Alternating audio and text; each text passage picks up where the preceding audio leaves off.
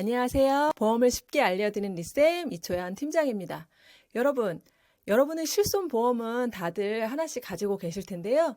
그런데 실손은 있지만 정작 이것을 어떻게 활용을 해야 할지 잘 모르시는 분들이 많으시더라고요. 병원에 다녀오면 실손 청구를 해야 하는데 어떻게 해야 하는지 잘 몰라서 다시 한번 병원에 가셨던 경험은 없으신가요? 그래서 오늘은 실손보험 청구 시 꼭 알고 가면 좋은 꿀팁을 알려드리도록 하겠습니다. 오늘 영상은 크게 4가지로 나누어 볼 텐데요. 첫 번째는 실손보험 청구 시 꼭 필요한 서류, 두 번째는 실손보험 무료 서류, 세 번째는요, 약제비 청구, 네 번째는 실손보험 청구 가능 기간에 대해서 이렇게 한번 살펴보도록 하겠습니다. 먼저 실손보험 청구 시 필요한 서류인데요. 우리가 통원치료를 받는다면 어떤 서류를 보험회사에 내야 할까요?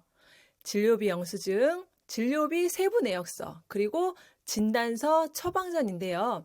소액 청구권은 진료비 영수증으로 가능할 수 있지만 일반적인 경우는 진료비 세부 내역서를 요청하는 경우가 많기 때문에 진료비 영수증과 진료비 세부 내역서를 세트로 미리 준비하시는 것을 추천을 드립니다. 미리 청구할 것이 있다면 요청을 해야 병원에서 발급을 해주니까 꼭 이 점은 기억해 두셔야 합니다. 그런데 여기서 간혹 카드 매출 전표를 주시는 분들이 있으시더라고요. 카드 전표나 진료비 납입 확인서는 정확히 누가 어떤 진료를 받았는지 보험회사에서 알기 어렵기 때문에 꼭 진료비 영수증으로 준비를 해 주셔야 합니다. 정리를 하자면 진료비 영수증만으로는 어떤 진료를 받았는지 정확히 보험회사에서 알 수가 없기 때문에 꼭 진료비 세부 내역서까지 챙겨주시면 됩니다.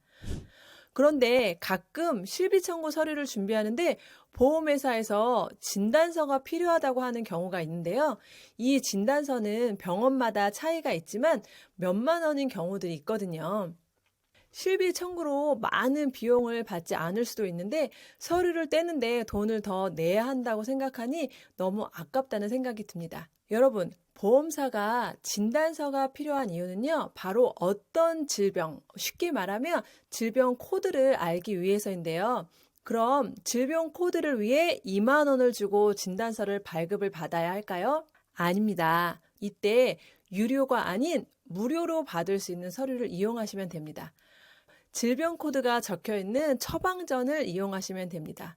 수납 시 환자 보관용으로 질병 코드가 적힌 처방전을 한 장 더 발급해 주세요 라고 말씀하시면 약국 제출용이 아닌 환자 보관용 서류 발급을 한 장 더 해주실 거예요. 환자 보관용 처방전에 만약에 질병 코드가 없다면 원무과에 가셔서 질병 코드 써주세요 하고 도장을 찍어주세요 라고 말씀하시면 청구가 가능합니다. 그리고 나온 병원비마다 필요한 서류가 조금씩 달라질 수가 있는데요.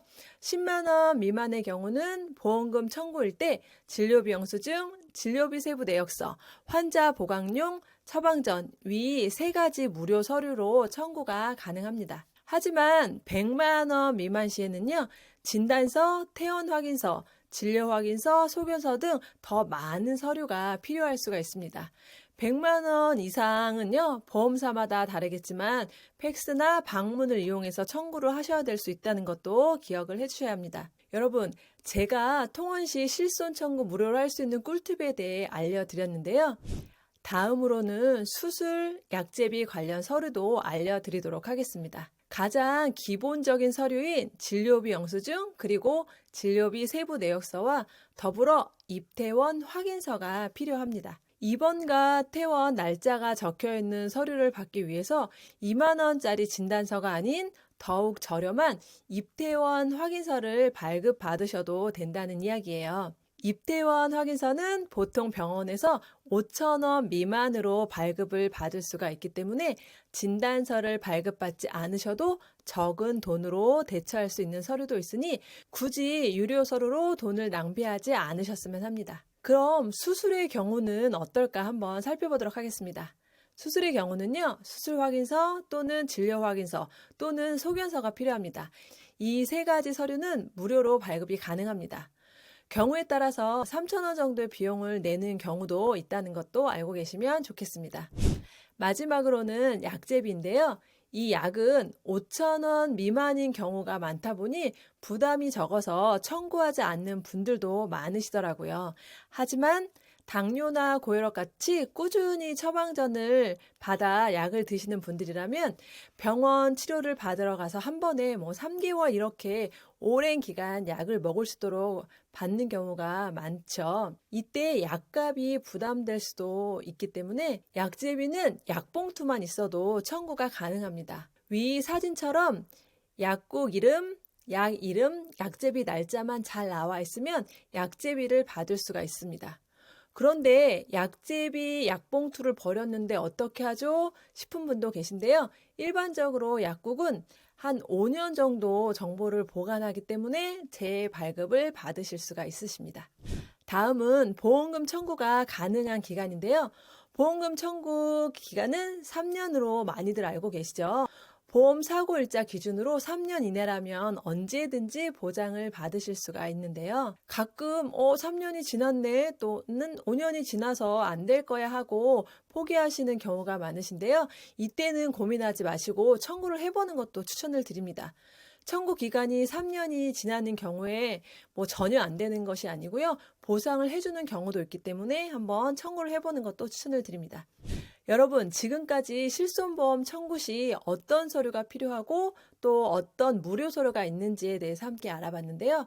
오늘 알려드린 무료 서류 꿀팁과 약제비 봉투가 없을 때 어떻게 해야 하는지 알고 계시면 앞으로 실손보험 청구 시 놓치는 일은 없으실 거라고 생각이 됩니다. 오늘 영상도 도움이 되셨다면 구독과 좋아요 부탁드릴게요. 리쌤의 알기 쉬운 보험이었습니다. 감사합니다. 본 광고는 광고 심의 기준을 준수하였으며 유효기간은 심의일로부터 1년입니다.